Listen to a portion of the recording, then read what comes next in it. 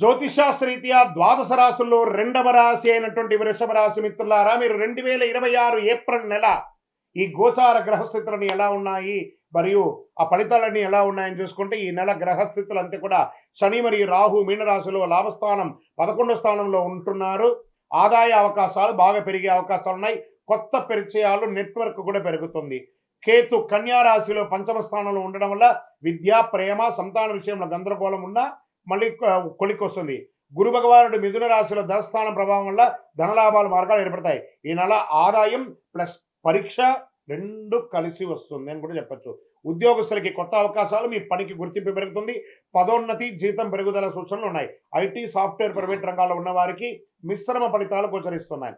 Service రంగంలో కొత్త బాధ్యతలు వచ్చే అవకాశాలు సెక్టార్లో ఉన్నాయి. వ్యాపారస్తులకు లాభాలు కనిపిస్తాయి. కొత్త ఒప్పందాలు కుదురుతాయి. ఫ్రాంచైజ్ మోడల్లో మీ వ్యాపారాన్ని ఎక్స్పాండ్ చేసుకునే అవకాశాలు ఉన్నాయి.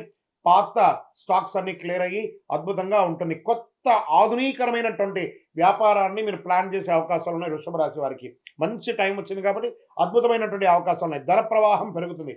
ఇక షేర్ మార్కెట్ అయితే 70% బాగుందండి మీకు ఈ సంవత్సరం. ఆవేశపూరితమైనటువంటి ఇన్వెస్ట్మెంట్ పెట్టకండి, నష్టపోతారు. లాంగ్ టర్మ్ ప్లాన్ చేసుకోండి. మెటల్స్లలో ఇన్వెస్ట్ చేయండి, సోలార్లలో ఇన్వెస్ట్ చేయండి. అలాంటి వాటిని మీరు ప్లాన్ చేసుకోండి. టెక్నాలజీ, బ్యాంకింగ్ సెక్టర్ కూడా మీకు కొంచెం బాగుంటుందని కూడా చెప్పడం జరుగుతుంది. రియల్ ఎస్టేట్ విషయానికి వస్తే మంచి సమయం. కొత్త ప్రాపర్టీస్ కొనుక్కునే అవకాశాలు ఉంటాయి, లేదా గృహప్రవేశాది అవకాశాలు కూడా ఉన్నాయి.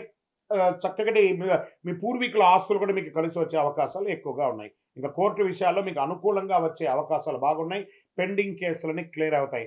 ఒకటే, మీ పత్రాలు జాగ్రత్తగా పెట్టుకోండి. ఇంకా కుటుంబంలో ఆనందంగా ఉంటుంది. మంచి ఒక విలాస యాత్రకు వెళ్తారు, లేదా ఆధ్యాత్మిక టూర్కి వెళ్ళే అవకాశాలు ఉన్నాయి. దాంపత్య జీవితం సంతృప్తికరంగా ఉంటుంది. కుటుంబంలో పెద్దవాళ్ళ యొక్క ఆరోగ్యం మాత్రం జాగ్రత్తగా చూసుకోవాలని చెప్పచ్చు. సంతాన విషయంలో కొంచెం ఆందోళన ఉంటుంది. పిల్లవాడికి పెళ్లి చేయాలి, అమ్మాయికి పెళ్లి చేయాలి, లేదా ఉపనయనం చేయాలి, లేకపోతే వాళ్ళకి చదువుకు చేయాలని ఇలాంటి ఒక గందరగోళం ఉంటుంది. అది ఎండ్ ఆఫ్ ద మంత్ దానికి ఒక కొలికి వచ్చే అవకాశాలు బాగా ఉన్నాయి. విద్యార్థులు మంచి ఫలితాలు వస్తాయి. ఏకాగ్రత పెరుగుతుంది. మంచి అద్భుతమైనటువంటి చదువును చదువుతారు. మీరు కోరుకున్న యూనివర్సిటీలో మీరు ఉద్యోగం పొందే అవకాశం, చదువు పొందే అవకాశాలు బాగున్నాయి.